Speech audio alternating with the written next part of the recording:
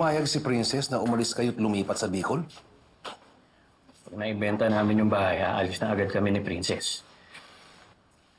Hindi mo kayang takasan ng katotohanan.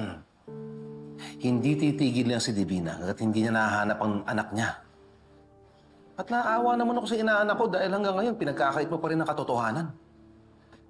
Leonard, kung si Divina lang magiging nanay ni Princess, mas mabuti pa ilayo ko na lang siya. Wala akong tiwala sa babae na yan eh. Pero di ba sabi mo maayos na yung buhay ni Divina? Hindi lang naman pera ang basehan para maging mabuti kang ina. Ibang aspetong kulang siya. Tapobre. Pasungit. Baka maling asal pa ang matutunan ni Princess pag napunta siya kay Divina eh. Mas mabuti nang sa akin lumaki si Princess at hanggang sa tumanda. Siguradong mas magiging mabuti pa ang buhay niya. Huwag kang pakampante, Dado. Kapag inaalis mo o inilalayo ang isang bagay, gumagawa ang tadhana ng paraan para ipaglapit ito. At kapag nangyari yan, wala ka na magagawa.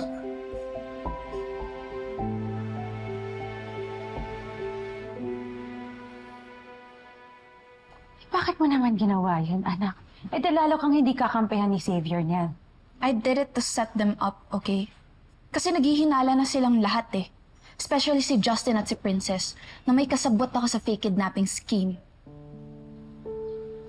Hindi ka ba pwedeng mag-chill na lang?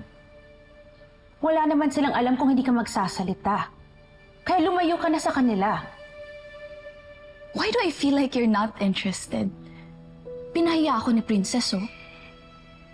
Dami lang ako pinoproblema ngayon. Sa bagay. Bakit ka nga ba magiging concerned sa pinagdadaanan ko ngayon? Masaya ka naman eh. Kasi nagkakasira na si Mommy Charlene at si Daddy, di ba? Hindi mo ba ako narinig?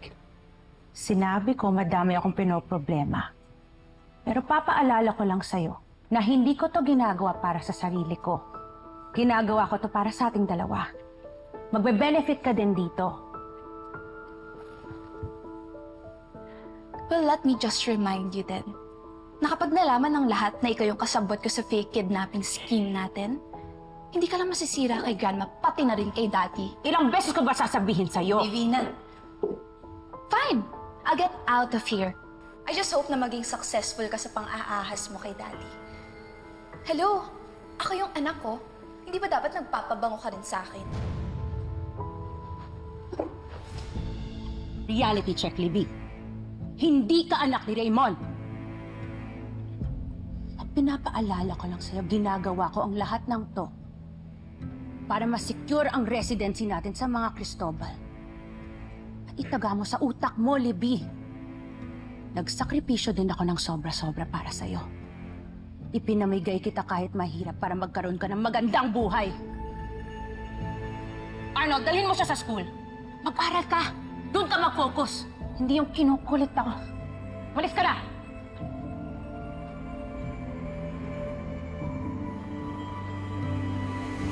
Nagpasalon? Nagpaganda ako para kay Raymond. Pero parang masisira pa yata ni Libby. Talagang tinetesting niya ang patience ko. Malamang no, mana lang sa'yo. Anak mo talaga si Libby. Pero at least, secured ka. Alam mong nandyan yung anak mo. Eh, ang anak ni Charlene, mukhang nawawala. Anong nawawala? Galing yan sa kakilala ko sa loob ng department. Nandyan, lahat ng listahan ng mga batang sinurrender nung buwan na iniwan mo sa correctional si baby girl. Walang baby girl na nakalista dyan na tinurn over galing sa correctional O kahit sa Bagong Bayan City Jail. kung saan sunod na nagtrabaho si Dado Pascual. Pina-check ko rin yung buong taon, wala ding record ng baby girl na sinurrender galing sa correctional. So, ang sinasabi mo sa akin, walang tinurn over na baby girl sa social welfare at nagsisinungaling sa akin si Dado?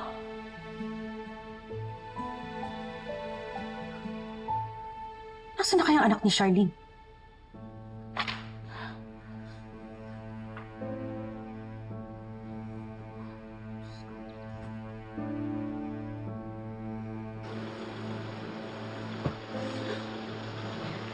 Thank you, Kuya Arnold. Bago yung kotse ng parents mo. Hindi kay Mami yan. Ano po? Basta.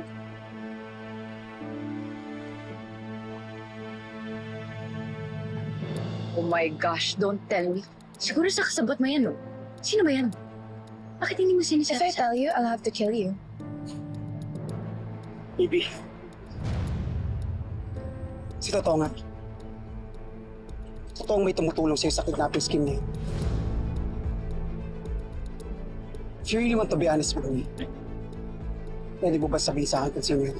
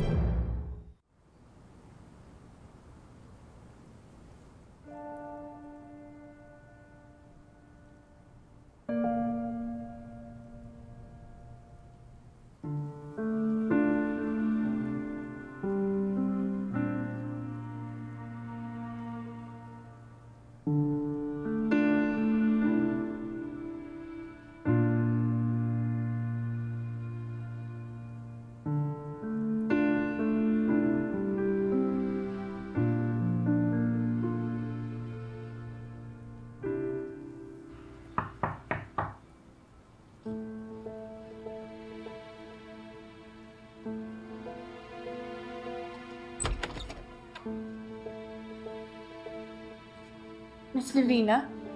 Nasaan ang tatay mo? Gusto ko siyang makausap. Wala po siya dito. Bakit niyo po siya hinahanap? Hihintayin ko na lang siya dito.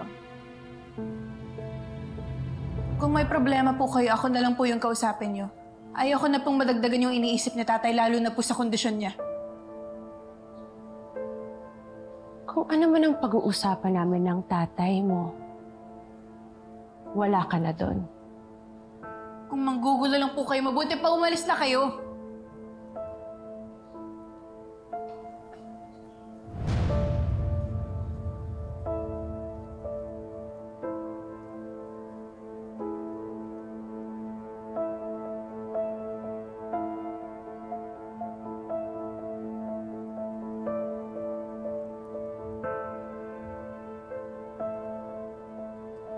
To baby girl. Hi, baby girl. Sa'yo na to Be the princess that you are destined to be. Hoy! Ano ka ba? Akin na nga yung anak ko! Sadali! Kayla Vera, di ba may anak ka? Asikasuhin mo, wag yung anak ko!